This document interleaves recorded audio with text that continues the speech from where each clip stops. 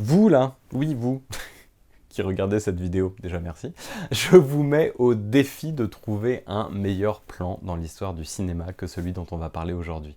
Et pourtant il n'est pas impressionnant, il n'est pas esthétiquement époustouflant, il n'est pas techniquement... Ça fait beaucoup trop de rimes en je suis désolé, et en plus j'ai pas d'adjectif après techniquement. Mais bref, c'est un plan comme les autres, et pourtant, en 30 secondes, il réussit à montrer tout ce que le cinéma peut faire. Toute la promesse du fameux langage cinématographique.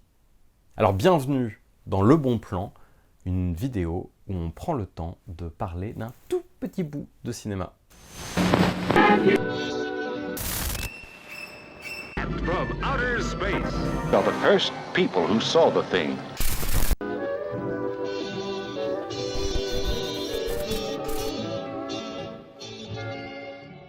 Alors aujourd'hui, on va parler de Koyanis Katsi, mot compte triple au Scrabble.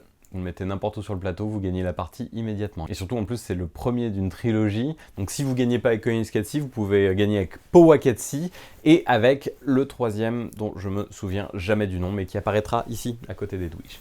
C'est le premier film réalisé par Godfrey Reggio, sorti en 82, produit par un cinéaste obscur du nom de Francis Ford Coppola, qui ressortait de Apocalypse Now, qui lui avait coûté 5 ans de sa vie et son amitié avec George Lucas. Koyanis Katsi, ça a pris 7 ans à se faire. Ça valait le coup, parce que c'est un film incroyable, formidable, magnifique, que je ne peux que vous conseiller de voir, surtout si vous êtes fan d'écran de veille de Windows 95. Alors le titre vient des prophéties amérindiennes Hopi, ça veut dire vie déséquilibrée, life out of balance, et clairement le film l'est déséquilibré, c'est-à-dire que vous avez deux grosses parties. La première, la nature, et c'est là où vous voyez effectivement des plans qui ressemblent beaucoup à ce qu'on a pu voir en écran de veille dans nos jeunes années informatiques. Et la deuxième, à votre avis, qu'est-ce qui fout la merde partout où ça va? Nous, l'homme. Et donc l'être humain arrive en plein milieu du film, explose tout. Alors dans la symbolique, c'est très très subtil. On arrive avec la bombe nucléaire. Et ensuite, c'est plein de plans de foule, de technologie, de mécanique, de ville. Koyanis Katsi, c'est ce qu'on appelle un poème visuel, c'est un film expérimental, mais c'est aussi un poème sonore, parce que c'est la première composition à l'écran pour Philip Glass, qui est un des meilleurs compositeurs au monde.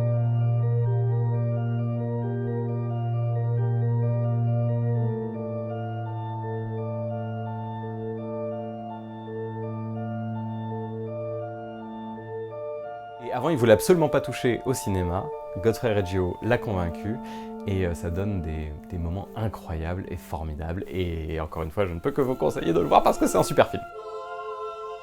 Parfois, les plans les moins tape à l'œil sont les plus intéressants. On va parler aujourd'hui d'un plan qui, en 28 secondes, réussit à changer complètement la perception du spectateur. Et ça, c'est vraiment un truc qui ne peut arriver qu'au cinéma. Dans les arts de représentation, comme la photographie, la peinture, le mouvement, c'est à vous de le faire. Et l'artiste, le créateur qui est derrière ne peut pas vous obliger à bouger.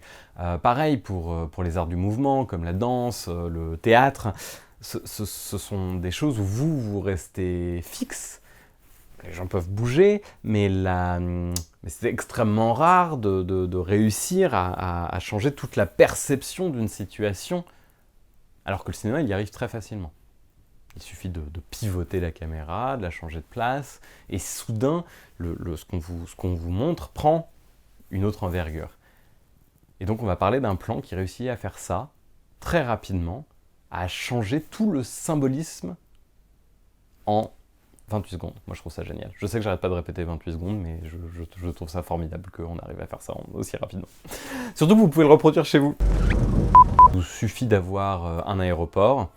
En vrai, vous prenez un parking de supermarché, ça ira très bien. Un pilote en uniforme, mais encore une fois, pas obligé de pilote, et puis en plus l'uniforme, ça se trouve dans un surplus militaire très facilement. Un avion de chasse, plus difficile l'avion de chasse. Surtout qu'en plus, il nous faut un avion de chasse avec un réacteur en dessous. Mais bon, ça se trouve. Une caméra, on va prendre une Arriflex. Chef opérateur de talent, on va prendre le directeur de la photo Ron Frick pour ça, qui a beaucoup travaillé sur Koyanis Katsi, il en est même le monteur, donc il était Il savait ce qu'il faisait, le bonhomme. Et en termes de pellicule, vous allez avoir besoin de 6 mètres si vous tournez en 16 mm ou 12 mètres si vous tournez en 35 mm. Logique. Enfin, vous me rajoutez des rails de travelling, une petite plateforme avec des roues, trépied, vous mettez la caméra dessus. Vous mettez le militaire pile devant le réacteur. À la limite, il peut même s'accouder dessus en mode tranquille, posé. Ne vous inquiétez pas. Il ne va rien arriver aux militaires. Je ne sais pas si je devrais dire ne vous inquiétez pas, mais nous ne sommes pas dans Lost, tout va bien.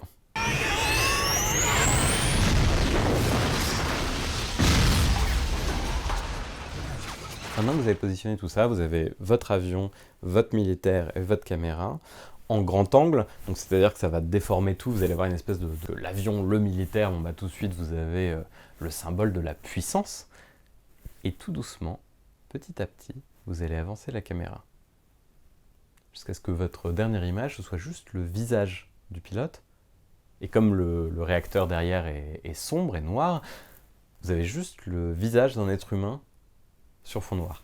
Et comme on lui a donné autant d'indications qu'à moi devant la webcam, c'est-à-dire aucune, et que c'est pas la chose la plus agréable au monde d'être devant une caméra, on sait jamais quoi faire, on sait jamais comment se poser, et puis on est très self-conscious, on se dit « Oh mon Dieu, attends, est-ce que je suis bien posé? Est-ce que les cheveux c'est bien ?»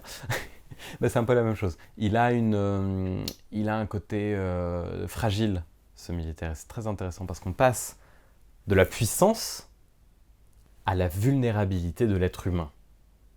Et ça, le montage saurait très très bien le faire, en mettant deux images complètement opposées l'une à côté de l'autre. La force de ce plan, c'est qu'il n'y a pas une seule coupe, tout se passe en une unité de temps, et on inverse complètement les symboles avec juste un mouvement de caméra.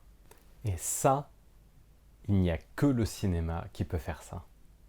Et comme une image vaut 1000 mots, je vous propose de regarder l'équivalent de 672 000 mots à raison de 24 images par seconde.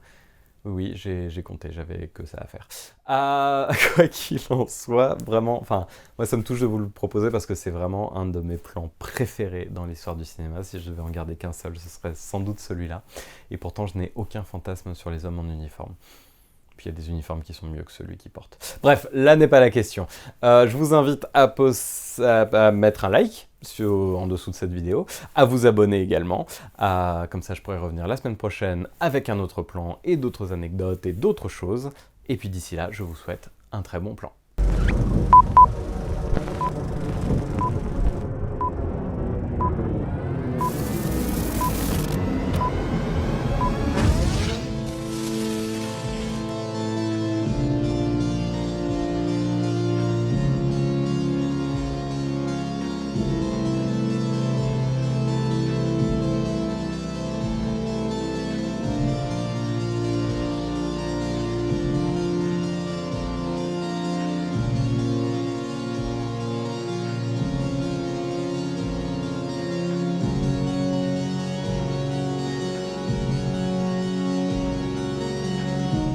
Mais waouh, ce plan était incroyable. Si vous voulez en voir un autre, c'est par ici. Si vous voulez vous abonner à la chaîne, c'est par là. Laissez un like, c'est par là aussi. C'est incroyable la technologie.